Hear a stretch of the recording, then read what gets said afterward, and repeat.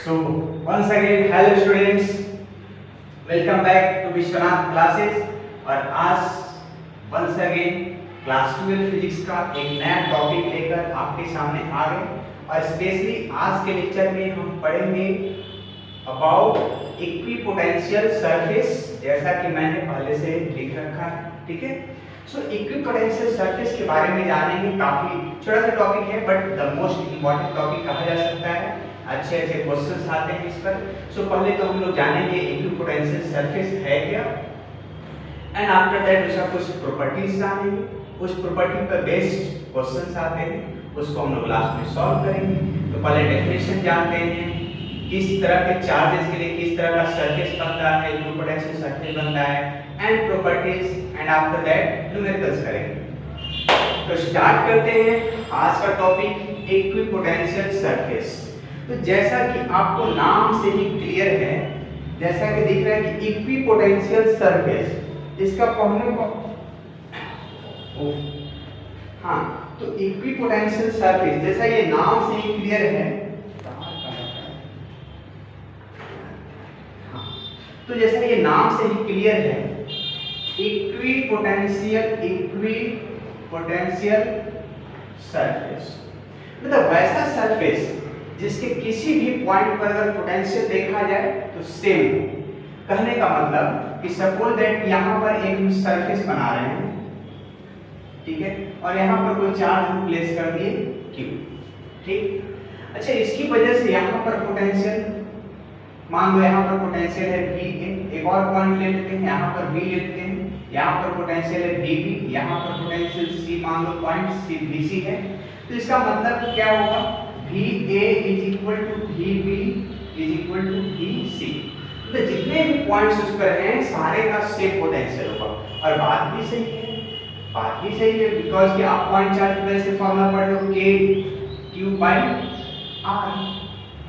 तो same distance पर है, ये उतना ही डिस्टेंस पर है पॉइंट, ये पॉइंट उतना ही डिस्टेंस पर है, ये पॉइंट इतना ही डिस्टेंस पर, तो पोटेंशियल तो सेम होगा ही। तो इक्विपोटेंशियल सरफेस का मतलब हुआ कि वैसा सरफेस जिसके किसी भी पॉइंट पर पोटेंशियल सेम हो, वैसे सरफेस को इक्विपोटेंशियल सरफेस कहेंगे। तो चलिए हम लोग इक्वी मींस इक्वल, पोटेंशियल और सरफेस, नाम से क्लियर है ना। तो लिखेंगे, और ये क्या है, इमेजिनरी सरफेस होता है। ठीक है, तो कह सकते हैं कि any imaginary surface which have same potential at every point. ठीक है, तो लिखेंगे यहाँ पर एनी क्या, any surface imaginary, any imaginary surfaces which have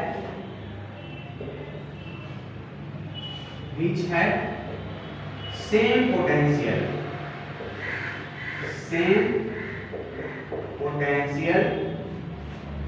at all points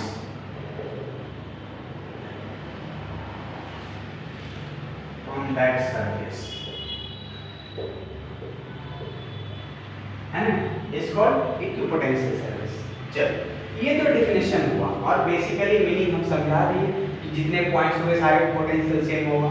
और अगर डी पॉइंट थे तो वहां पर KD भी यही होगा, जो ये होगा, जो PB होगा, जो PC होगा, एंड सो ऑन। ठीक है, चलो, इक्विपोटेंशियल में any surface which have same potential at all it's at all points, है ना, ऑन दैट सरफेस। अब हमको पढ़ना है कि किस टाइप का इक्विपोटेंशियल सरफेस होता है जब हम पॉइंट चार्ज रखते हैं, लीनियर चार्ज रखते हैं, ठीक है, और कंडक्टर कैसा बनता है, ठीक है, यूनिफॉर्म इलेक्ट्रिक फील्ड है, उसका कैसा इक्विपोटेंशियल सरफेस आता है, पूछा जाता है। ऑब्जेक्टिव पॉइंट में आपसे पूछा जा सकता है ये कि बताओ कि पॉइंट चार्ज की वजह से कैसा इक्विपोटेंशियल सरफेस होता है। तो ये 3-4 सी बातें हैं जो पहले शेयर कर लेते हैं, आफ्टर दैट प्रॉपर्टीज पर आएंगे। द मोस्ट इंपॉर्टेंट थिंग जो कि आपको याद रखना है, ठीक है। हाँ, तो पहले हम आते हैं, फर्स्ट हम पढ़ते हैं due two point charge. Due two point charge की वजह से कैसा इक्विपोटेंशियल सरफेस। तो ये तो बनाए हम, ये Q क्या था, पॉइंट चार्ज जो था, तो कैसा बना, स्फेरिकल बना। तो चलिए यहाँ पर फिर से बनाएंगे। यहाँ पर सपोज करो एक पॉइंट चार्ज रखा हुआ है, तो इसके चारों स्फेरिकल सरफेस बना दो।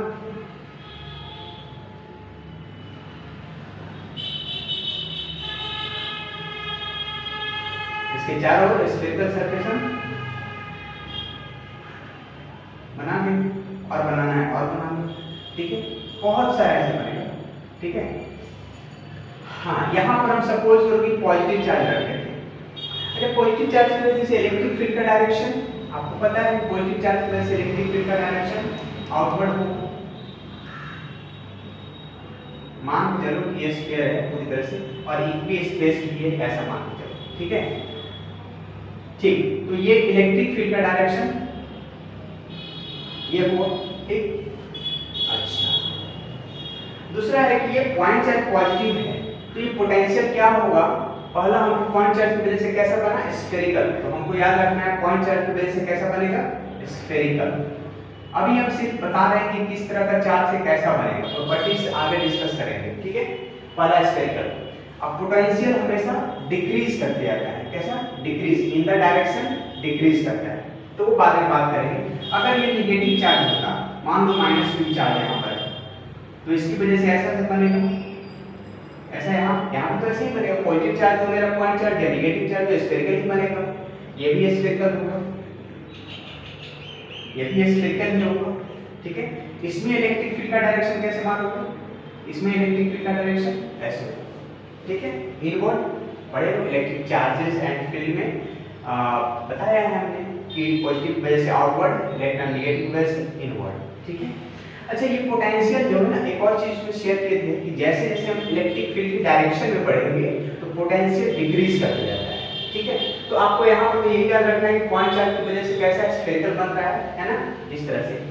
हम अगर पोटेंशियल दे करके शो करना चाहें, पोटेंशियल दे करके इसमें शो करना चाह रहे हैं इक्विपोटेंशियल सरफेस को, क्या है, इस डायरेक्शन में डिक्रीज कर रहा है, तो आप कैसे इसमें वैल्यू पुट कर लो, कहीं से भी वैल्यू स्टार्ट कर लीजिए। मान लो यहाँ पर 70 वोल्ट है, अगले पर कितना होगा, 60 वोल्ट होगा, अगले पर कितना होगा, 50 वोल्ट होगा, है ना, ऐसा 50 होगा, अगले पर कितना होगा, 40 वोल्ट होगा। ठीक है, सारा वोल्ट में। ठीक है, तो इस तरह से पोटेंशियल क्या है, डिक्रीज करते जा रहा है in the direction of electric field. एक एग्जांपल लिए हैं, 70 से स्टार्ट किए कि फर्स्ट, ये हमारा फर्स्ट इक्विपोटेंशियल सरफेस है, चलो ये फर्स्ट इक्विपोटेंशियल सरफेस है, ये हमारा सेकंड इक्विपोटेंशियल सरफेस, इसको सेकंड कहेंगे, इसको मान लो थर्ड इक्विपोटेंशियल सरफेस कहेंगे और इसको मान लो फोर्थ। इस तरह से ये फर्स्ट सेकंड थर्ड फोर्थ चार हमने इक्विपोटेंशियल सरफेस बनाया है। इस चार्ज, इस पॉइंट चार्ज का इसका भी बना सकते हैं वैसे ही। ये फर्स्ट सरफेस है हमारा, ये सेकंड इक्विपोटेंशियल सरफेस है, ये थर्ड इक्विपोटेंशियल सरफेस है। ठीक है, अच्छा यहाँ पर तो ऐसे लिखा है 70 60 50 40 ऐसे, यहाँ पर कैसे लिखा है, यहाँ पर ऐसे घटते हुए आएगा, है ना, डिक्रीज करते हुए। चलो यहाँ पर हम दिखा देते हैं, मान लो एग्जांपल है, यहाँ पर सर पोटेंशियल जो दे रखा है, मान के चलो कि -40, ठीक है, इतना वोल्ट। यहाँ पर कितना दोगे, 10 साइन कम कर लेते हैं, आपकी मर्जी, एक एग्जांपल दे रहे हैं। ठीक है, एग्जैक्ट वैल्यू थोड़ा ना है, तो -40 है, -40 से छोटा लेंगे इधर, तो कितना आ जाएगा, -40 से छोटा -50, 10 का डिफरेंस ले रहे हैं, -50 होगा। यहाँ पर कितना हो जाएगा, -60। तो इस तरह से इस डायरेक्शन में डिक्रीज करते आ रहा है, -40 से डिक्रीज किया, -50 आया, -50 से डिक्रीज किया, -60 आया। तो कहने का मतलब ये नंबरिंग दे करके हम सिर्फ ये दिखाना चाह रहे हैं कि इक्विपोटेंशियल, ये पोटेंशियल है डिक्रीज करता है in the direction of electric field. ठीक है, देखो इलेक्ट्रिक फील्ड इसमें इधर की ओर डिक्रीज किया, इसमें इलेक्ट्रिक फील्ड इधर की डायरेक्शन है तो इधर की ओर डिक्रीज किया। ठीक है, हाँ, तो कहने का मतलब पॉइंट चार्ज की वजह से कैसा होगा इक्विपोटेंशियल सरफेस, स्फेरिकल बनेगा। ठीक, दूसरा लीनियर चार्ज, अगर हमारा लीनियर चार्ज है, डिस्ट्रीब्यूटेड चार्ज है, तो उसकी वजह से कैसा बनता है इक्विपोटेंशियल सरफेस, सिलेंड्रिकल बनता है, सिलेंड्रिकल। ठीक है, इसका फिगर देखो, इसका फिगर यहाँ बना, यही बना देते हैं, यहाँ बनाते हैं। ठीक है, हाँ, तो ये हमारा मान लो पॉइंट चार्ज है, पॉइंट चार्ज नहीं क्या बोलते हैं उसको, लीनियर चार्ज बोलते हैं। इस तरह से चार्ज डिस्ट्रीब्यूटेड है इस पर, मान लो यहाँ पर ऐसे ऐसे चार्ज डिस्ट्रीब्यूटेड है, ठीक है। इसकी वजह से कैसा हमने बोले, सिलेंड्रिकल बोले, तो बना दो इसी तरह सिलेंडर, ठीक है।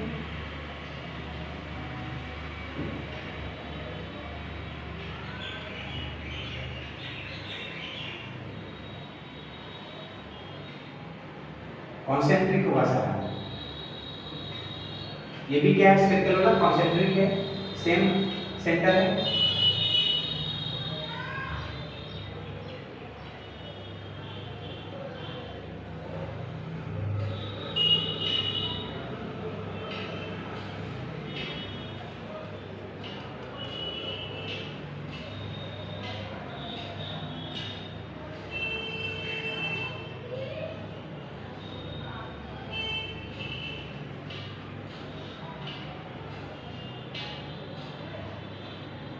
ठीक है, चलिए ये हुआ हमारा कॉन्सेंट्रिक सिलेंडर, एक्सिस सेम है, इस तरह से लिनियरली चार्ज डिस्ट्रीब्यूटेड है ना, ऐसे चार्ज लिनियरली डिस्ट्रीब्यूटेड है। तो सिलेंडर, तो ये फर्स्ट सरफेस हुआ हमारा, फर्स्ट सिलेंडर, सेकंड और ये थर्ड। तो कहने का मतलब कि आपको याद रखना है लिनियर चार्ज के लिए सिलेंड्रिकल होगा, ठीक है, वो एक्सियल, एक्सिस सेम है सबका, ठीक है। तीसरा हमको पढ़ना है, इसका हो गया आपका स्फेरिकल हो गया, सिलिंड्रिकल हो गया। हाँ, यूनिफॉर्म इलेक्ट्रिक फील्ड में कैसा होता है, तो यूनिफॉर्म इलेक्ट्रिक फील्ड ऐसे बना दो, लिख देते हैं पहले यहाँ पर, ठीक है। यूनिफॉर्म इलेक्ट्रिक फील्ड का, uniform electric field, uniform electric field कैसा बनता है, प्लेन परपेंडिकुलर टू, है ना, plane perpendicular to electric field. देखो इसका फिगर देख लेते हैं यहाँ पर, मान लो ये यूनिफॉर्म इलेक्ट्रिक फील्ड है, ठीक है, ये मान लेते हैं यूनिफॉर्म इलेक्ट्रिक फील्ड है, इसमें ऐसा प्लेन बना लो,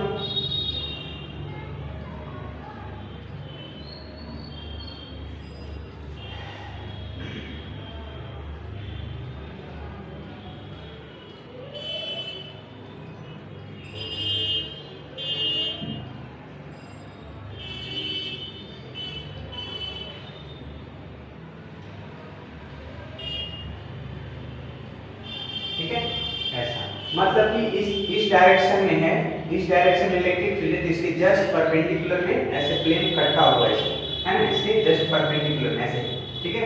तो यूनिफॉर्म इलेक्ट्रिक फील्ड का कुछ इस तरह से हमारा जाएगा इक्विपोटेंशियल सरफेस, ये फर्स्ट इक्विपोटेंशियल सरफेस मान लो, इसको सेकंड मान लो, ये थर्ड मान लो, ऐसे जितना बनाना है बना सकते हो, ठीक है। तो यूनिफॉर्म इलेक्ट्रिक फील्ड का होगा plane perpendicular to direction of electric field. चलो एक और है चार्ज कंडक्टर, फोर्थ नंबर, देखिए नीचे मिटाना पड़ेगा, देखिए। तो एक है चार्ज कंडक्टर, तो उसका जो सरफेस होता है वही इक्विपोटेंशियल सरफेस होता है। एक चार्ज कंडक्टर की बात करें तो उसका सरफेस ही इक्विपोटेंशियल सरफेस है ना। तो लिख सकते हैं कि surface of a charged conductor is its equipotential surface, short लिख रहे हैं, है ना, surface of a charged conductor is its equipotential surface, EPS short लिखते हैं, है ना। और एक चीज ध्यान रखना है, नो मैटर या what ever be its shape, shape इसका कुछ भी हो, what ever be its shape,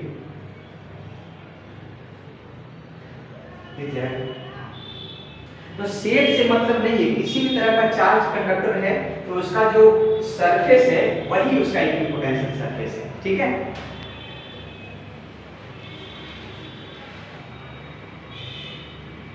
दिख जा रहा है, ठीक है, सब दिखा।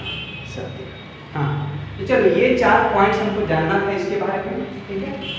क्या पॉइंट चार्ज की वजह से कैसा होता है, जो स्फेरिकल होता है, लीनियर चार्ज की वजह से सिलिंड्रिकल कोएक्सियल, है ना। अच्छा, यूनिफॉर्म इलेक्ट्रिक फील्ड का होता है plane perpendicular to electric field का डायरेक्शन ये है, ऐसे इसके जस्ट परपेंडिकुलर में ऐसे प्लेन लगा दो, वही उसका इक्विपोटेंशियल सरफेस होगा। और surface of the charge conductor ही उसका इक्विपोटेंशियल सरफेस है, नो मैटर साइज कैसा भी हो, ठीक है, साइज उसका शेप उसका किसी भी टाइप का हो, रेगुलर हो इरेगुलर हो, डजंट मैटर, ठीक है। हाँ चलो, ये 4 पॉइंट्स हमको ध्यान रखना है ना। उसके बाद आते हैं हम प्रॉपर्टीज में, properties of equipotential surface next.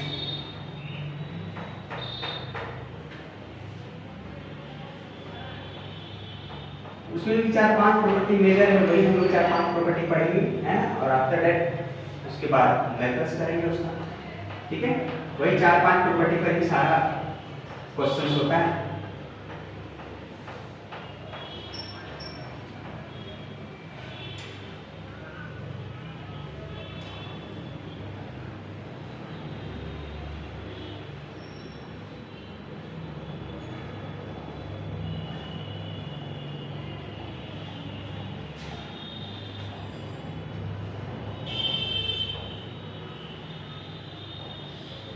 हाँ, अब हम प्रॉपर्टीज पढ़ने जा रहे हैं। Property of equipotential surface, equipotential surface EPS short. First property, पहला तो हम पढ़ेंगे कि no two equipotential surfaces intersect each other, एक दूसरे को वो इक्विपोटेंशियल सरफेस इंटरसेक्ट नहीं करता। क्यों नहीं करता है देखेंगे आगे, ठीक है।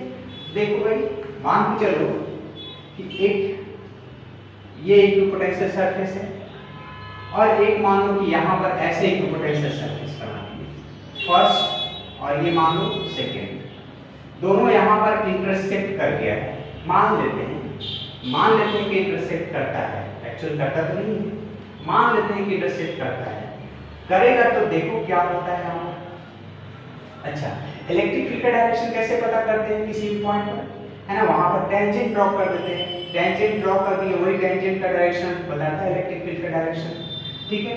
तो आपकी मर्जी, यहाँ पर फर्स्ट पर हम टेंजेंट ड्रॉ करने जा रहे हैं, फर्स्ट पर ये टेंजेंट मान लो ड्रॉ कर दिए, ठीक है। ये फर्स्ट का टेंजेंट में E1 का डायरेक्शन हो गया, फर्स्ट सरफेस की वजह से डायरेक्शन हो गया यहाँ पर, इस पॉइंट P पॉइंट पर इलेक्ट्रिक फील्ड का ये डायरेक्शन हो गया, है ना, due to this first equipotential surface, ठीक। दूसरा ये इक्विपोटेंशियल सरफेस है, इसका भी इसी पॉइंट पर निकालना चाहते हैं, तो इस सरफेस के ऊपर इस पॉइंट पर टेंजेंट ड्रॉ करना, तो यहाँ पर ये सरफेस इस सेकंड सरफेस के ऊपर कैसे हम ड्रॉ करेंगे, ऐसे ड्रॉ कर देते हैं टेंजेंट। मान लो इसकी वजह से इलेक्ट्रिक फील्ड इसी इलेक्ट्रिक फील्ड का यहाँ पर ये डायरेक्शन आ गया, तो क्या दो इलेक्ट्रिक फील्ड का दो डायरेक्शन हो सकता है किसी एक पॉइंट पर। अरे भैया, किसी एक मान लो सरफेस है, यहाँ पर कोई एक ही डायरेक्शन होगा ना, ठीक है, दूसरा ऐसे तो नहीं डायरेक्शन हो जाएगा, ये तो टेंजेंट है, टेंजेंट बताता है ना कि इक्विपोटेंशियल सरफेस का डायरेक्शन क्या होगा। तो no two equipotential surface intersect, अगर इंटरसेक्ट करेगा इसका मतलब ये हो गया कि उस किसी एक पॉइंट पे जहां पर इंटरसेक्शन पॉइंट है वहां पर दो डायरेक्शन हो जाएगा इलेक्ट्रिक फील्ड का, ठीक है, एक इस तरफ और एक इस तरफ, जो पॉसिबल नहीं है, तो इसलिए इसको लिखेंगे। तो यहाँ इस इक्विपोटेंशियल सरफेस की वजह से यहाँ डायरेक्शन इलेक्ट्रिक फील्ड का ये है, और इस सरफेस की वजह से टेंजेंट इधर गया, तो यहाँ पर ही इलेक्ट्रिक फील्ड का एक और डायरेक्शन बन गया, ठीक है। तो कहने का मतलब हुआ कि नो टू इक्विपोटेंशियल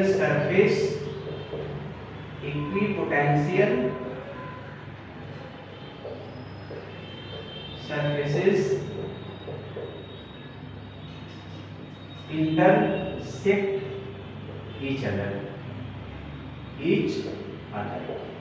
दो इक्विपोटेंशियल सरफेस एक दूसरे को कभी काट नहीं सकता है, काटेगा इसका मतलब हुआ कि एक जगह पर, because if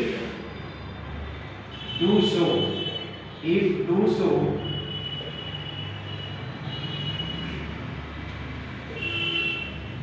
it means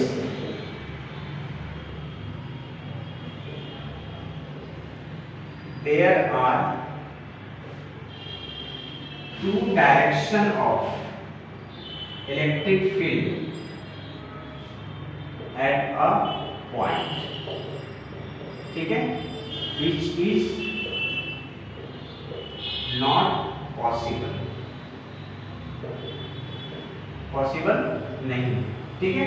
reason ये लिखेंगे बिकॉज कि अगर ऐसा होता है इसका मतलब किसी एक पॉइंट पर इंटरसेक्शन पॉइंट पर है ना दो दो डायरेक्शन हो जाएगा इलेक्ट्रिक फील्ड का, तो वो तो हो नहीं सकता है। Second point, no work is done in moving a charge on a equipotential surface.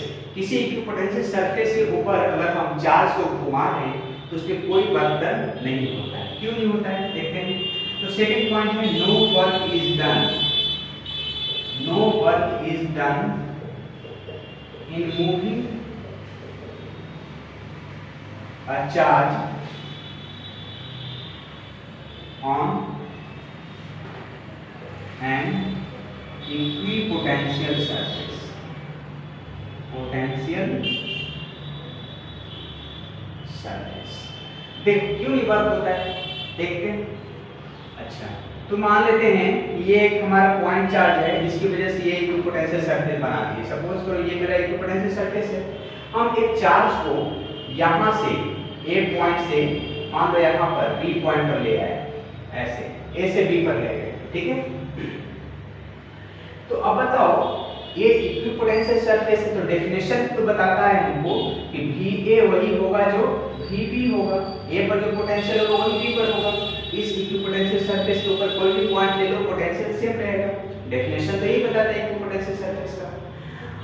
अब हम वर्क डन निकालना चाहें, वर्क डन इन मूविंग, तो वर्क डन के लिए क्या फार्मूला है, work done is equal to by external reason क्या होता है Q into delta V।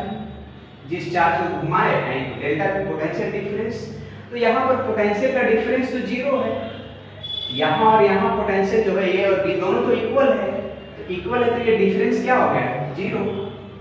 VA minus VB या A से B पर ले गए ना, तो A से B पर ले गए तो क्या लिखेंगे VB minus VA is equal to Q into ये तो जीरो आ गया डिफरेंस बिकॉज़ ये दोनों सेम है, तो कहने का मतलब कि वर्क डन हमारा जीरो होगा। No work is done in moving the charge on an equipotential surface, ठीक है। Second point. थर्ड पॉइंट कहता है कि ऑलवेज परपेंडिकुलर, ठीक है। क्या है थर्ड पॉइंट, इलेक्ट्रिक फील्ड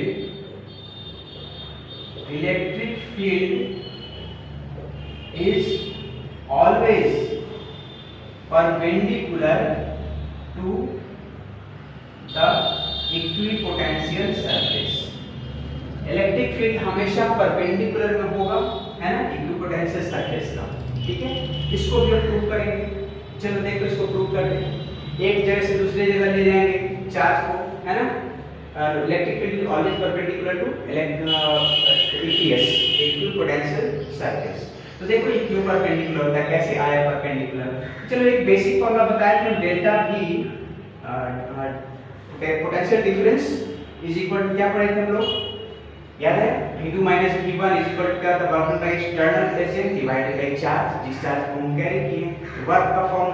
अब तो इसका हम लिखते हैं डेल्टा V का फॉर्मूला क्या लिखें बोलो, Q into delta V,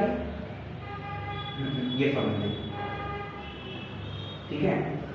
electric field is always perpendicular to EPS, equipotential surface. तो यहां पर हम लिखते हैं delta V is equal to या work done, work done equal क्या बताए थे,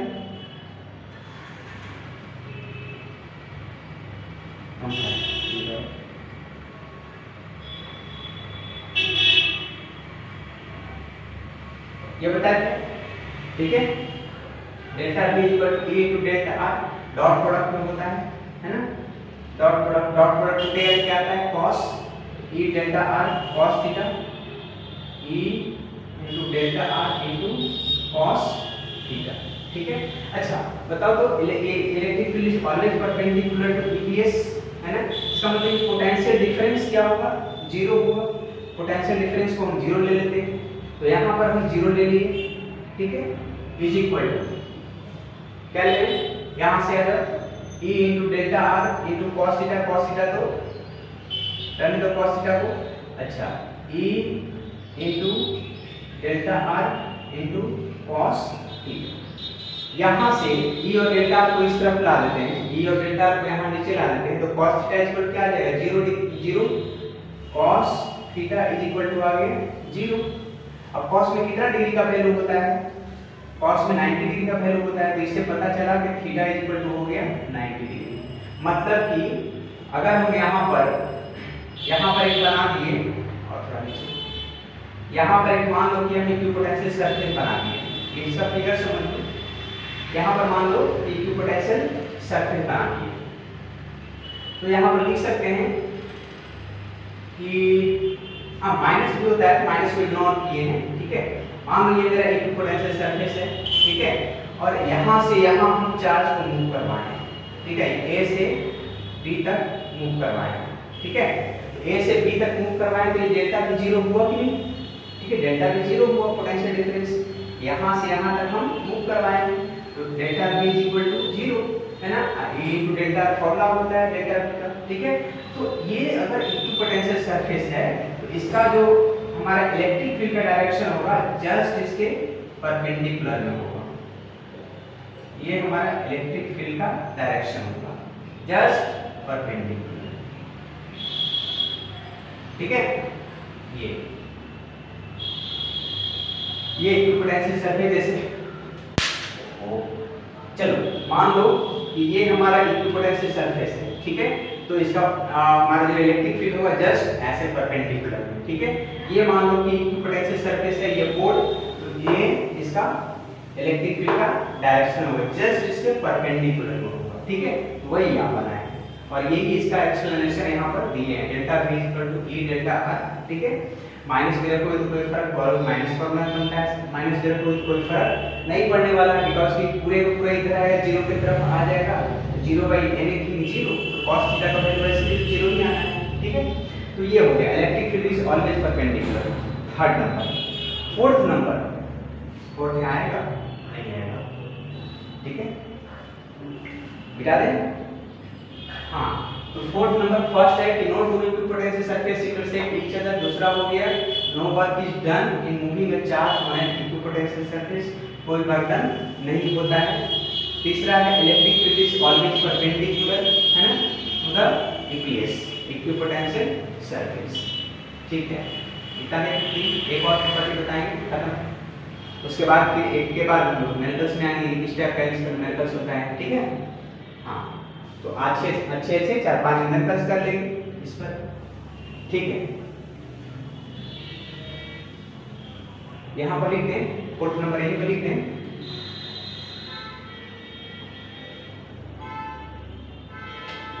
यहाँ पर लिख देते हैं फोर्थ नंबर,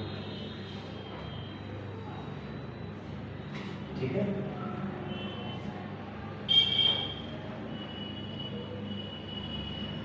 ठीक है ना,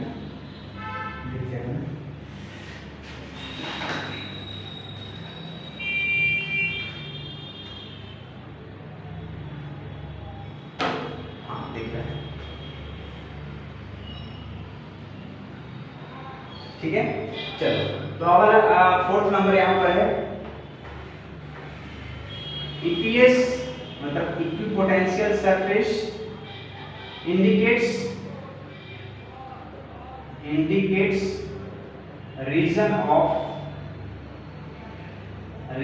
of strong or weak electric field,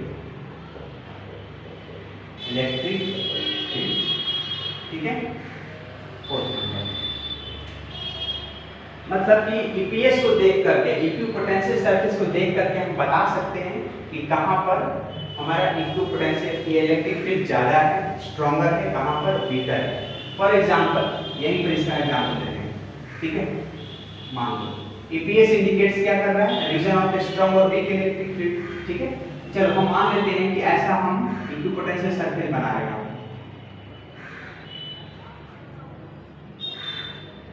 तीन सरफेस बना लिए, मान लो तीन सरफेस है, फर्स्ट सेकंड थर्ड, ठीक है।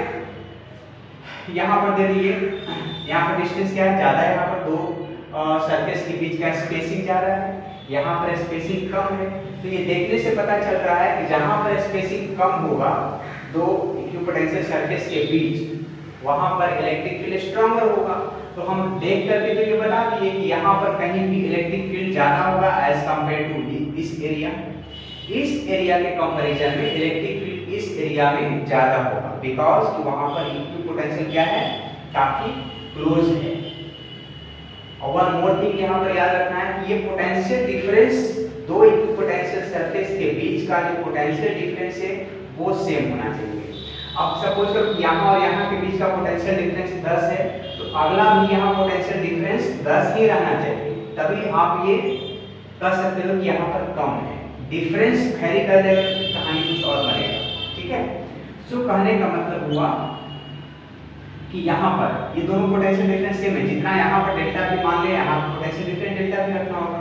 तो यहाँ पर ये पॉइंट ए मान लेते हैं, यहाँ पर पॉइंट बी मान लेते हैं। तो कोई पूछेगा कि क्या कहाँ पर पोटेंशियल इलेक्ट्रिक फील्ड ज्यादा होगा, ई ए पर इलेक्ट्रिक फील्ड ग्रेटर होगा then that of E B, ठीक है। Potential electric field at A है ना will be greater as that of B, ठीक है, बिकॉज का पोटेंशियल डिफरेंस तो सेम है बट स्पेसिंग यहाँ पर कम है। फिर स्पेसिंग कम है मतलब स्ट्रॉन्गर इलेक्ट्रिक फील्ड हो गया, स्पेसिंग कम मतलब स्ट्रॉन्गर इलेक्ट्रिक फील्ड, स्पेसिंग ज्यादा तो वीक इलेक्ट्रिक फील्ड। फॉर्मूला बताता है ना, देखो इसका एक और प्रूफ बता सकते हैं, इनवर्सली प्रोपोर्शनल होता है। E इज इक्वल टू क्या होता है, माइनस dV बाई dr, ठीक है। इसको देखने से क्या पता चल रहा है कि E is inversely proportional to dr।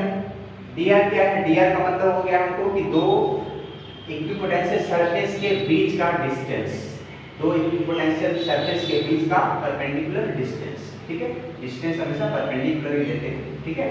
तो इनवर्सली प्रोपोर्शनल मतलब कि जहां पर डिस्टेंस कम तो ये ज्यादा, जहां पर डिस्टेंस ज्यादा तो ये कम, वही। तो हमको ये सरफेस देख करके पता चल जा रहा है कि ईपीएस क्या इंडिकेट करता है, वीक और स्ट्रॉन्ग इलेक्ट्रिक फील्ड को रिप्रेजेंट करता है, इंडिकेट करता है। इसका मतलब इंपॉर्टेंस क्या हो गया ईपीएस का, ईपीएस का इंपॉर्टेंस क्या हो गया, विजुअल पिक्चर दे रहा है, विजुअल पिक्चर दे रहा है कि ईपीएस क्या करता है, हमको इलेक्ट्रिक फील्ड का विजुअल पिक्चर देता है ना। तो अगर कोई आपसे पूछे कि इंपॉर्टेंस क्या है, प्रॉपर्टीज को हटा करके लिख देते हैं एक लाइन में, है ना।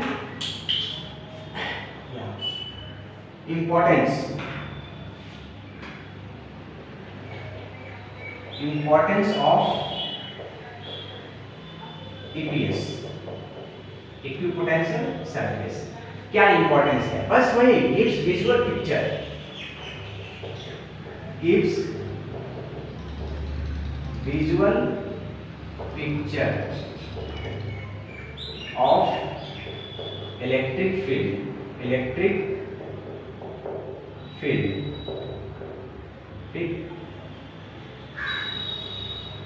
ठीक है। तो यही इंपॉर्टेंस है ईपीएस का, इक्विपोटेंशियल सरफेस का, gives visual picture of electric field. जैसे आप देख करके बता दिए यहाँ पर फील्ड स्ट्रॉन्गर है एज कंपेयर टू ये, तो क्या ये लाइंस हमको ये जो ईपीएस है क्या बताया, एक विजुअल पिक्चर दिया इलेक्ट्रिक फील्ड के बारे में। तो चलो ये चार 1 2 3 4 1 2 3 4 है ना, तो ये आपको ध्यान में रखना है और इसी पर बेस आपका एनालिसिस है, ठीक है। तो दो चीज हर पॉइंट की इंपॉर्टेंट है। चलो तो ये नो वर्क इज डन काफी इंपॉर्टेंट है, जो कि आपको ध्यान रखना है। Electric field is always perpendicular, ज्यादातर यही क्वेश्चंस में इस्तेमाल होगा, ये दो प्रॉपर्टीज ज्यादातर इस्तेमाल किया जाएगा, है ना। और ये भी इस्तेमाल किया जाएगा, ऑलवेज परपेंडिकुलर कहाँ लिखते हैं, ठीक है। चारों प्रॉपर्टी याद रखना है, ठीक है। दिख रहा है सब, मिटा दें, अब क्वेश्चन पर आते हैं। सच्ची दिख रहा है, ठीक। हाँ तो अब हम क्वेश्चन पर आते हैं यहाँ से।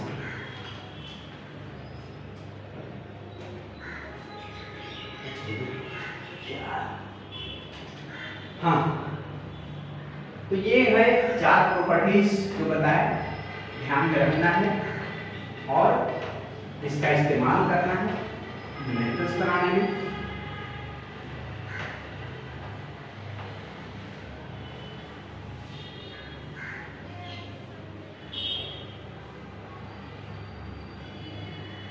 ठीक, तो चलते हैं हम न्यूमेरिकल्स में। तो फर्स्ट नंबर हमारा है ड्रॉ इक्विपोटेंशियल सरफेस ड्रॉ करना है।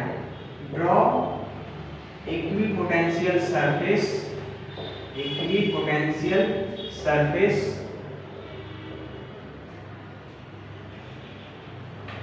if electric field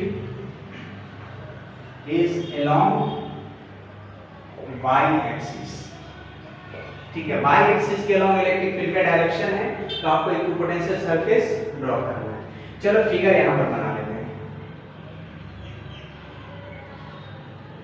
x y z। हाँ, एक चीज और कांसेप्ट क्लियर करना चाहते हैं। बहुत दफा ऐसा कांसेप्ट बैठा हुआ है कि हमेशा इधर ही x एक्सिस लिख सकते हैं, इधर y इधर z। ऐसा नहीं है, हमारी मर्जी है कि हम यहाँ पर x लिख दें, यहाँ y लिख दें, है ना, और यहाँ पर हम z लिख दें, ये भी सही है। ठीक है, ये भी सही है, x y z ऐसे ले लो या ऐसे ले लो, या x इधर रख लो ऐसे, ठीक है, सारा सही है। तो electric field along y axis, तो हम y को इस तरफ रखते हैं, इसी तरफ y को रखते हैं, ठीक है, और इसी के ऊपर हमको इक्विपोटेंशियल सरफेस ड्रॉ करना है। तो आपको प्रॉपर्टी याद है, EPS इलेक्ट्रिक फील्ड क्या होता है, is always perpendicular to EPS, ठीक है, इक्विपोटेंशियल सरफेस। तो आपका इलेक्ट्रिक फील्ड का डायरेक्शन दिया है अलोंग y एक्सिस, तो इलेक्ट्रिक यही y एक्सिस है, तो हम इसी पर हम ऐसे इलेक्ट्रिक फील्ड का डायरेक्शन बना दे रहे हैं। ठीक है, बना दिए इलेक्ट्रिक फील्ड का डायरेक्शन। ठीक, अब हमको इसके परपेंडिकुलर में सरफेस को ले लेना है। तो परपेंडिकुलर में ऐसे आ जाए, ऐसे ऐसे दिखा दो, जितना 3-4 दिखाना है दिखा, ठीक है।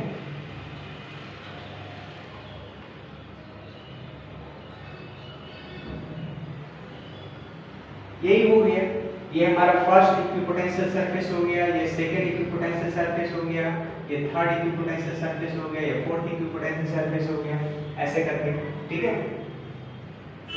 तो इस तरह से फर्स्ट सेकंड थर्ड फोर्थ हो गया इक्विपोटेंशियल सरफेस, कहानी खत्म। इलेक्ट्रिक फील्ड का ये डायरेक्शन, इसके परपेंडिकुलर में सरफेस बना, पहला नंबर। दूसरा क्वेश्चन, अगर हम इसी में बोले कि x एक्सिस के अलॉन्ग, तो x एक्सिस इधर रख देना, y z इधर रख दो, है ना, और यही सेम फिगर बना दो, ठीक है, सेम फिगर बना दो।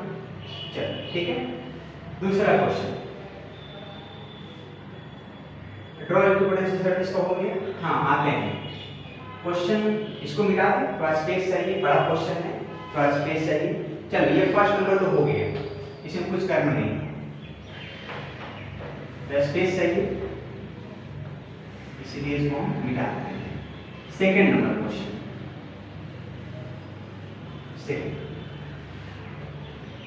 क्वेश्चन नंबर 2, क्या फिगर बना लेते हैं, ठीक है।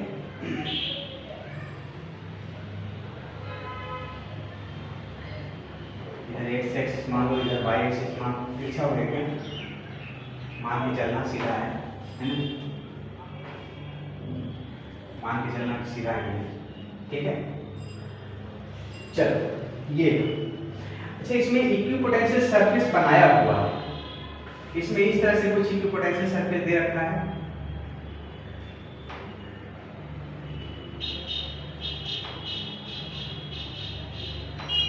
ठीक है, ऐसा ये फर्स्ट है ना, वैल्यू दे देंगे, वैल्यू दे देंगे इक्विपोटेंशियल सरफेस कितना पोटेंशियल है वो दे देंगे। इस तरह से इक्विपोटेंशियल, 4 इक्विपोटेंशियल सरफेस में दिखा दिया है, ठीक है।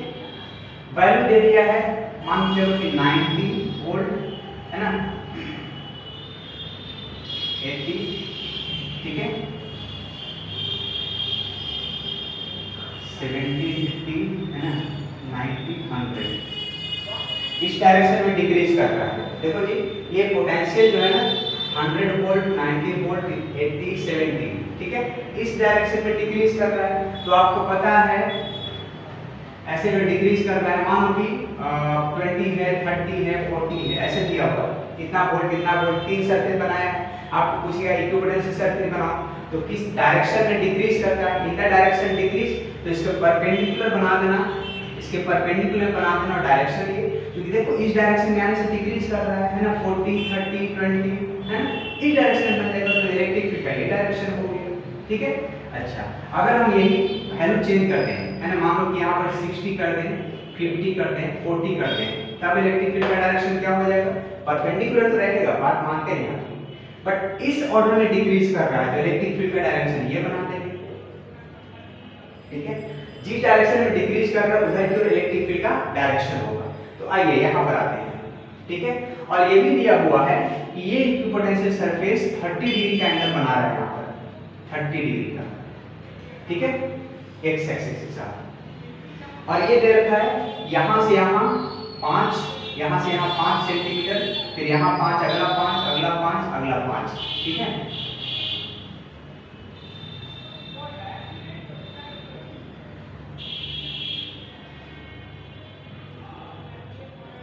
ठीक है, ये बाई एक्सिस है। यहाँ से यहाँ 5 डिस्टेंस दे रखा है, फिर यहाँ 10, फिर यहाँ 15 और यहाँ 20, सब सेंटीमीटर में, सब सेंटीमीटर में, ठीक है। और वो वोल्ट में है, ये वोल्ट में, ठीक है। तो आपको बताना क्या क्या है, मेन है ये सवाल, बताना क्या क्या है। चलिए, पहला तो आपको इलेक्ट्रिक फील्ड फाइंड की बताना है कि E इक्वल कितना होगा, इलेक्ट्रिक फील्ड का वैल्यू बताना है, और एंगल ऑफ एंगल विद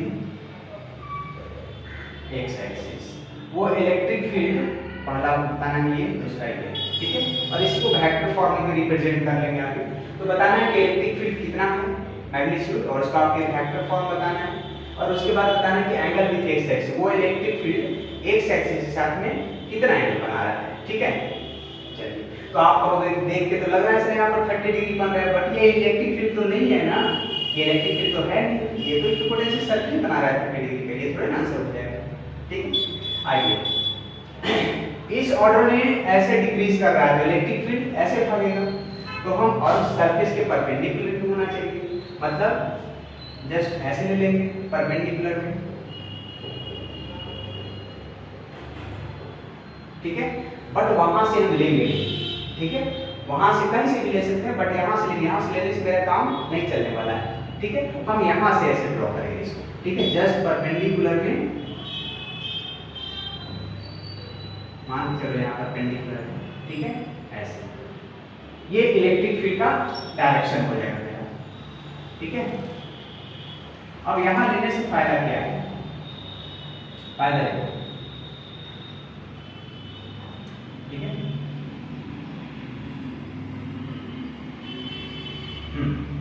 यहाँ पर ऐसे लेंगे तो यहाँ पर जो एंगल बना ये हमारा 90 डिग्री हो गया, है ना, होगा ना, यहाँ भी 90 डिग्री, इधर भी 90 डिग्री हो जाएगा, ये सब 90, यहाँ भी 90 हो गया, यहाँ भी 90 हो गया, यहाँ भी। तो देखो तो हर एक सरफेस के साथ ये इलेक्ट्रिक फील्ड 90 डिग्री पर है, और जिस तरफ डिक्रीज कर रहा है उसी तरफ डायरेक्शन हो गया इलेक्ट्रिक फील्ड का, ये हो गया इलेक्ट्रिक फील्ड का मेरा डायरेक्शन।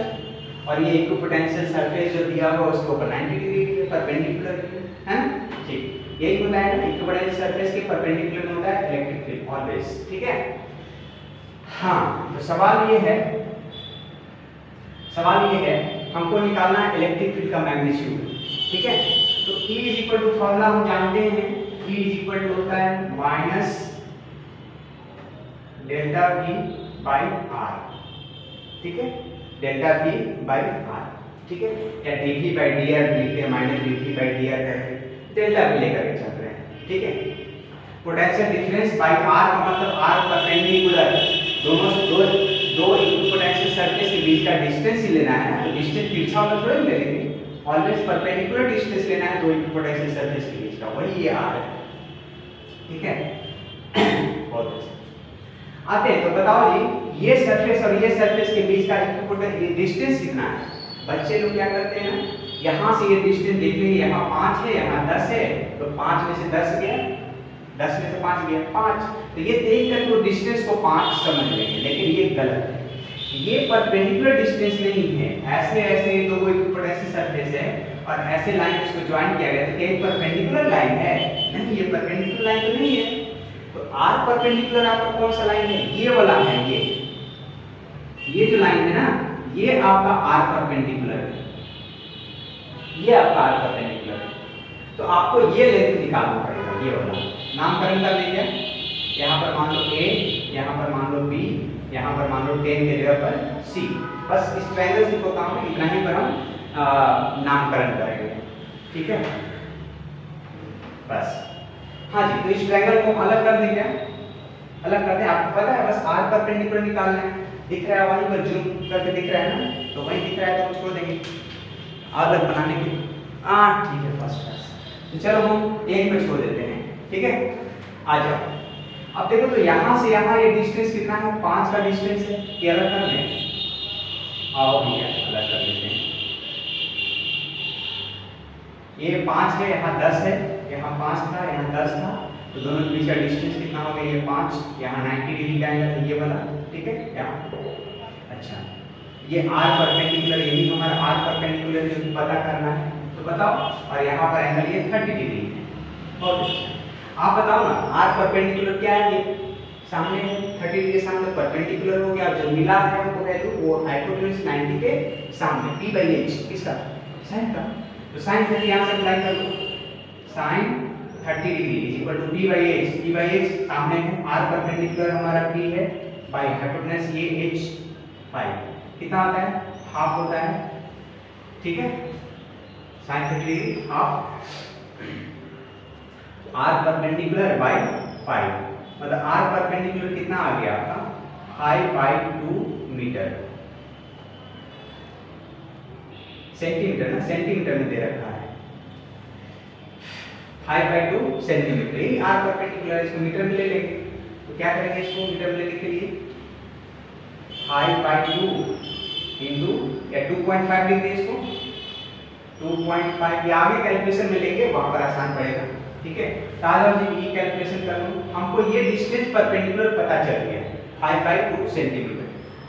अब आते हैं इस formula delta V, potential difference, ठीक है? इस डायरेक्शन में इलेक्ट्रिक फील्ड का है, तो आगे का पोटेंशियल माइनस पीछे का पोटेंशियल, आगे का पोटेंशियल माइनस पीछे का पोटेंशियल, तो 70 है, तो 70 minus delta minus 70 minus 80, 70 minus 80 by R perpendicular कितना है? 5/2, ठीक है? इनटू ये क्या है आपका? सेंटीमीटर में है ना, तो इसको डिवीजन कर देते हैं, है ना? या देखो यहाँ पर इनटू 10 की पावर -2, ये 100 ऊपर चल जाएगा, यहाँ ले लें 100 को, ठीक है? माइनस इंटू माइनस क्या हो जाएगा? प्लस हो जाएगा, है ना? तो ये आ गया 10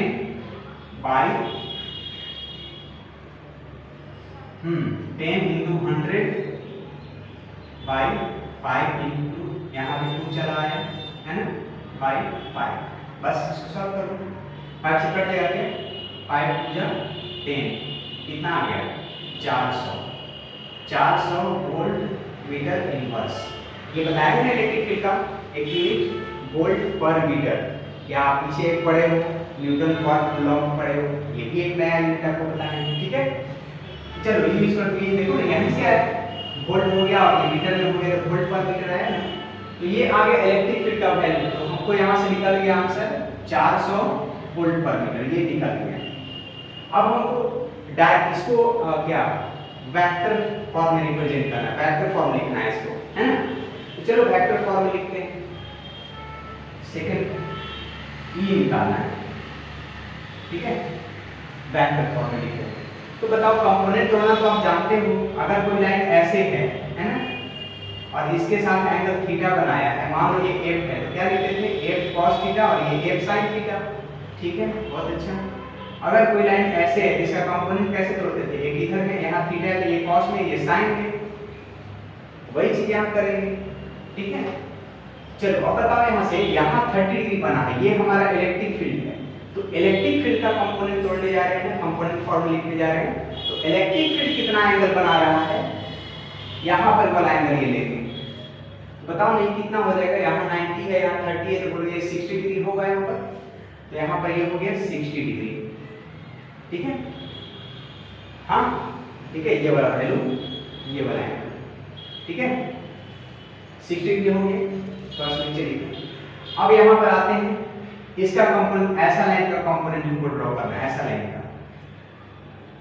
तो ये तो नेगेटिव एक्स एक्सिस तरफ है ना, तो इसलिए 400 जो है इसका वैल्यू कितना आया है इलेक्ट्रिक फील्ड का, 400 आया, ठीक है। तो -400 इस्तेमाल करेंगे, क्योंकि इधर x डैश, तो -400 इस्तेमाल करेंगे। तो कहने का मतलब -400, और ये इसके साथ इस एक्सिस के साथ एंगल बन रहा है 60 डिग्री का, तो cos में चल जाएगा cos 60 डिग्री, और i कैप लगा देंगे। i कैप क्यों लगाएंगे, क्योंकि x एक्सिस वाला वैल्यू, ठीक है, x एक्सिस के लॉन्ग यूनिट वेक्टर वही होता है।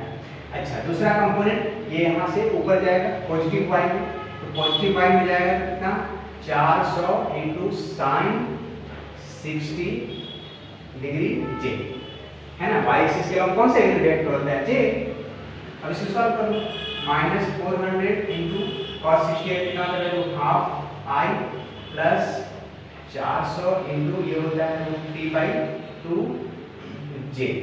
यहाँ से ये कट जाएगा 200 बार में, यहाँ से ये कट जाएगा 200 बार में, मतलब -200 i प्लस 200 √3j, यही आ गया वेक्टर, ठीक है। -200 i प्लस 200 √3j, ये वेक्टर फॉर्म में आ गया, ठीक है। तीसरा क्या है, एंगल विद एक्स एक्सिस। अब आप बोलोगे कि यही एंगल तो एक्स एक्सिस के साथ इलेक्ट्रिक फील्ड बना रहा है, आप ऐसा बोलोगे। आप देख रहे हो कि यहाँ पर ऐसे ये एक्स एक्सिस था और ऐसे इलेक्ट्रिक फील्ड वाला 60 डिग्री आ गया, तो आप यही लोगे, नहीं, बिल्कुल गलत। ये वैल्यू आपको नहीं लेना एंगल का, angle with positive x axis लिया जाता है।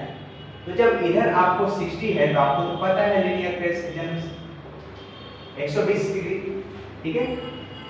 तो चलिए यहाँ पर लिख देते, कहाँ लिख देते, कहाँ लिख देते, कहाँ, यहाँ लिख देते। तो electric field is making an angle of 120 degree with positive x axis. तो हम लिख देंगे यहाँ पर एंगल्स के बारे में कहानी अगर पूछना है, बताना है, तो 180 माइनस, यही होगा आंसर, 120 डिग्री। मजा आया, अच्छा क्वेश्चन था, ठीक है।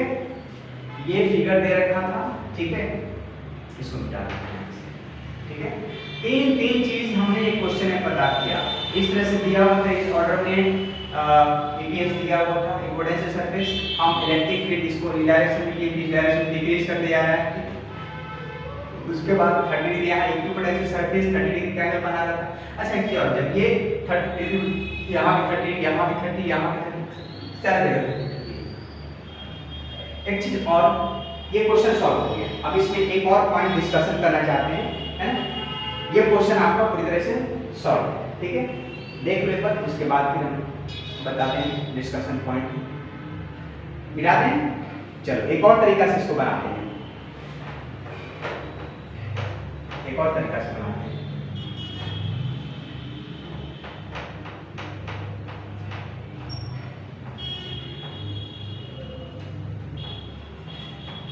इसी को एक और तरीका से बनाते हैं।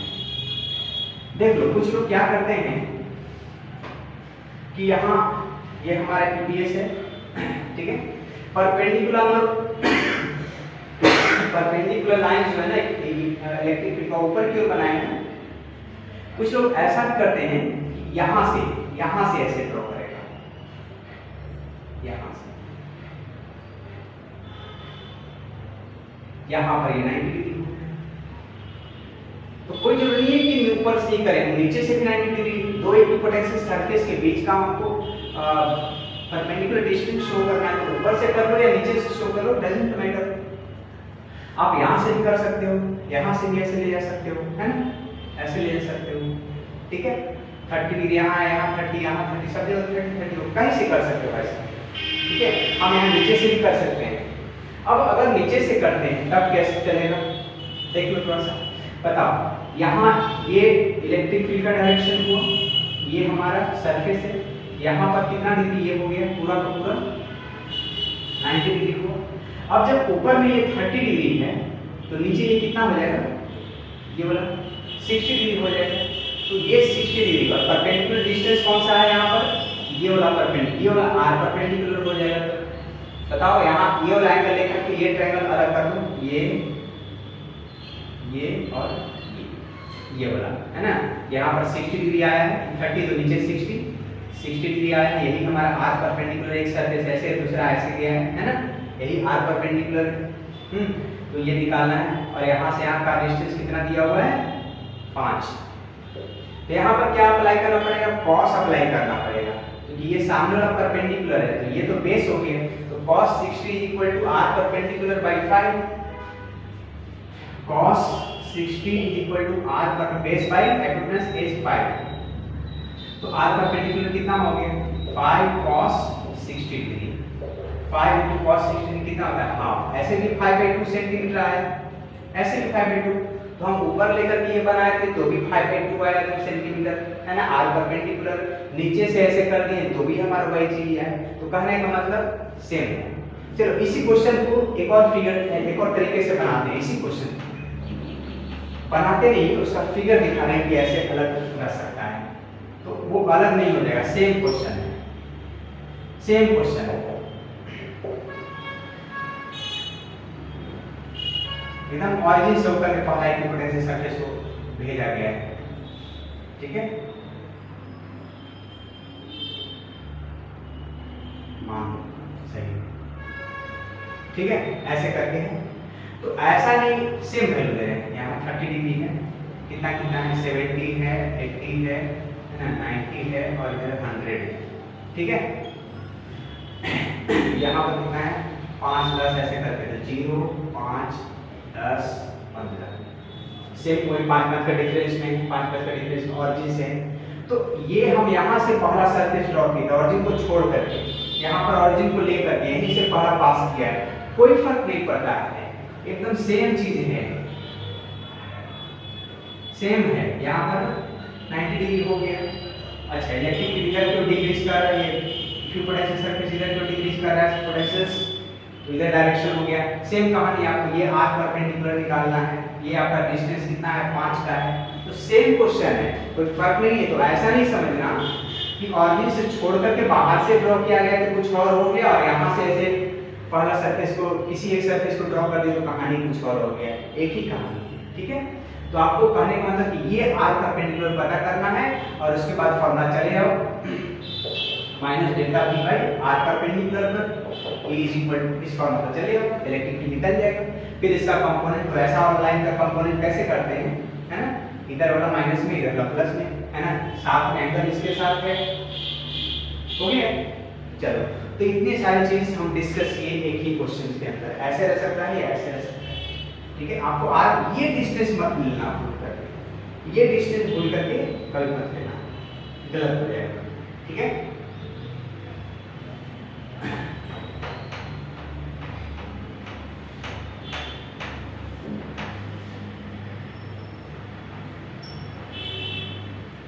चलो एक और सवाल कर लें। देखने में तो काफी कॉम्प्लिकेटेड लगता है सवाल, बट है उतना ही आसान। ये मान लो कि हमारा, ये मान के चलो कि इक्विपोटेंशियल सरफेस हम ड्रॉ कर रहे हैं।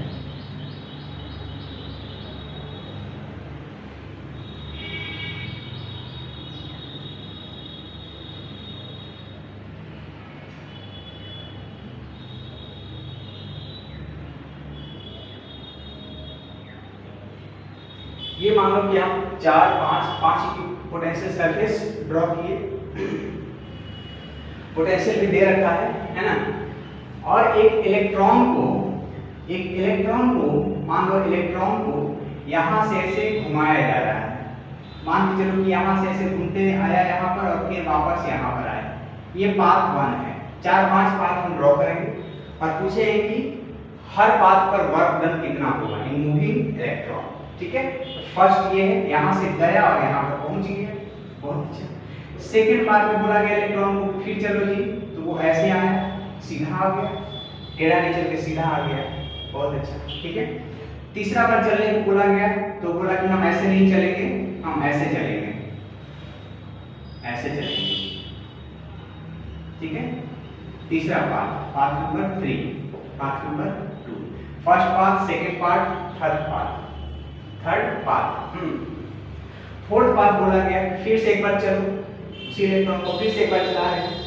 चलो वो फोर्थ पाथ चौथा बार में कैसे चला वो कुछ ऐसे चला, यहाँ से चला, इस तरह से चला चौथा बार में, ऐसे गया और ऐसे होते हुए फर्स्ट पर आ गया। 4 पाथ अलग अलग दिया हुआ है इलेक्ट्रॉन के मूवमेंट का। आपको चारों पाथ में बताना है कि वर्क डन कैसा हुआ, ठीक है। चारों पाथ में बताना है कि वर्क डन कैसा हुआ, ठीक है। तो चले, अच्छा वैल्यू ले लें, वैल्यू ले लेते हैं यहाँ पर 90, 80, 70, 60 और 50 वोल्ट। दिख रहा है आपको कि नीचे लिखे और तो दिख ही नहीं रहा है। चलो थोड़ा सा और नीचे क्यों ले लेते हैं इसको,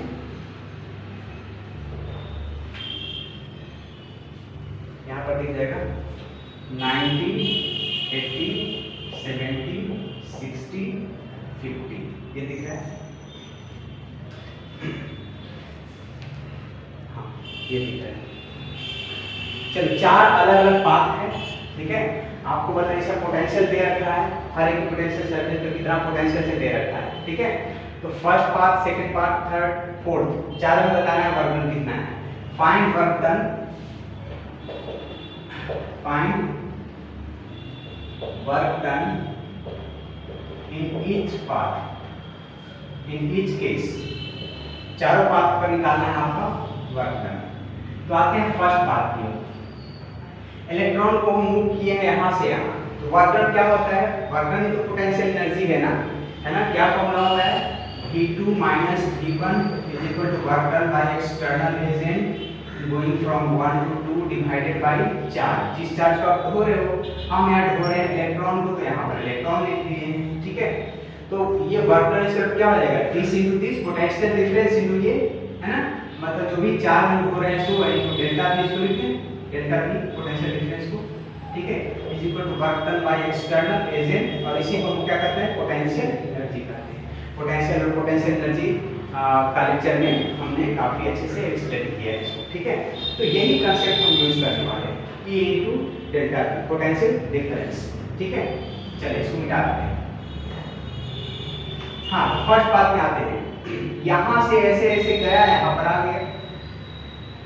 चलो तो हम इसमें करते हैं क्या निकालना, पोटेंशियल एनर्जी निकाले, वही वर्क डन को, पोटेंशियल एनर्जी को या वर्क डन को, है ना। तो Q into delta V, charge into potential difference, तो चार्ज तो हमारा इलेक्ट्रॉन है, पोटेंशियल डिफरेंस कर लेते हैं। अच्छा यहाँ से गए, निकले और यहाँ पर आए, तो ये इनिशियल पोजीशन है, ये फाइनल पोजीशन है, ये इनिशियल पोजीशन, ये फाइनल पोजीशन। तो पोटेंशियल डिफरेंस फाइनल का लेंगे माइनस इनिशियल का लेंगे, पहले फाइनल माइनस इनिशियल। तो यहाँ पर कितना पोटेंशियल इस सरफेस के ऊपर है, इस सरफेस के ऊपर 70 दे रखा है, तो इसलिए इसका पोटेंशियल ले लिए 70, माइनस में लेंगे, क्लियर है। हाँ अब ये तो फाइनल का पोटेंशियल माइनस इनिशियल का पोटेंशियल, इनिशियल ये यहाँ था, तो इसका माइनस ले ली, ठीक है। कितना आगे बोलो, 80 माइनस 70, 10, ये वोल्ट में है 10 dB, शॉर्ट में सिंबल दे रहे हैं, ठीक है। अच्छा फर्स्ट केस में इतना का वर्क डन आया, पोटेंशियल एनर्जी तो वर्क डन है, ठीक है। सेकंड पार्ट में चलते हैं, यहाँ से यहाँ आया, तो इस केस में जो पोटेंशियल एनर्जी होगा या मतलब वर्क डन होगा, क्या होगा बोलो, E into delta V, delta V निकालते हैं पोटेंशियल का डिफरेंस, फाइनल पोटेंशियल 70 है, तो माइनस 70 माइनस इनिशियल पोटेंशियल 80, तो माइनस 80, कितना आ गया 80 माइनस 70, है ना, यहाँ भी तो 10 आ रहा है, तो इस केस में वर्क डन 10 eV, है ना। चलो थर्ड में निकालो, थर्ड यहाँ से गया, यहाँ पर जब शुरू में था तो पोटेंशियल उसका कितना था, 80 में था, ठीक है। यहाँ पर वापस यहीं पर आ गया, सेम सरफेस के ऊपर आ गया, तो क्या होगा, वहां भी पोटेंशियल वही रह गया, पोटेंशियल डिफरेंस यहाँ 0 आ जाएगा। तो इस केस में हम डायरेक्ट बता सकते हैं कि ये जो पोटेंशियल एनर्जी होगा या फिर वर्क डन का क्या होगा, 0 होगा, क्योंकि यहाँ पर पोटेंशियल वही था जो यहाँ पर इनिशियल पोजीशन भी यही इक्विपोटेंशियल सरफेस है, फाइनल पोजीशन भी यही इक्विपोटेंशियल सरफेस है, तो दोनों का पोटेंशियल डिफरेंस 0 आ गया। ये तो ऐसे ही खत्म है। यहाँ पर आते हैं 4 नंबर में। चलो यहाँ पर पोटेंशियल एनर्जी कर लो कैलकुलेशन, या फिर कर लो वर्क कर लो, ठीक है। हाँ जी, तो कितना E इंटू डेल्टा कर लें पोटेंशियल डिफरेंस। अच्छा, इनिशियल ये है, फाइनल ये है। यहाँ पर पोटेंशियल कितना है -90 minus final potential minus initial potential energy, ठीक है। पोटेंशियल एनर्जी इनिशियली कितना है उसका, कहाँ गया पोटेंशियल, यहाँ फॉर ए है ना, -70, ठीक है, ये होगा वोल्ट, ठीक है। कितना आ गया माइनस, यहाँ पर आया ना, तो -90 और प्लस मतलब माइनस में आ गया -2 -20, तो मैक्सिमम वर्क डन कहाँ पर आया, मैक्सिमम मतलब ये दोनों में सेम वर्क डन आया, यहाँ पर 0, यहाँ पर माइनस में वर्क डन आया, तो work done may be negative, may be positive और मे बी 0 आल्सो। तीनों चीज यहाँ पर क्लियर हो गया। तो ऐसा करके पूछ सकता है कि किस केस में वर्क डन नेगेटिव है, किस केस में वर्क डन पॉजिटिव है। तो इतना कुछ करने का नहीं है, डायरेक्ट यहाँ पर डिफरेंस देख लो, यहीं से पता चल जाएगा पोटेंशियल डिक्रीज कर रहा है कि इंक्रीज कर रहा है, ठीक है। और सब में तो ई इलेक्ट्रॉन तो है ही, ठीक है। तो यह पोटेंशियल डिफरेंस देखकर ही यहाँ से आप बता सकते हो कि किस केस में वर्क डन पॉजिटिव है। यहाँ पर शुरू में यहाँ 70 पर था, बाद में 90 पर आया, पोटेंशियल जब लेंगे -90 -70 ऑलरेडी ये नेगेटिव आ गई है, ठीक है। फाइनल माइनस इनिशियल, है ना, बस यही था, हर एक केस का वर्क डन निकल गया। चले, तो आज का लेक्चर यहीं पर खत्म होता है, और एक छोटा सा पॉइंट और डिस्कशन करना है, कर लेते हैं, इसको देख लो आप लोग। हाँ चले, वो प्रॉपर्टी है अभी जो डिस्कस करने जा रहे हैं, वो है बेस्ड ऑन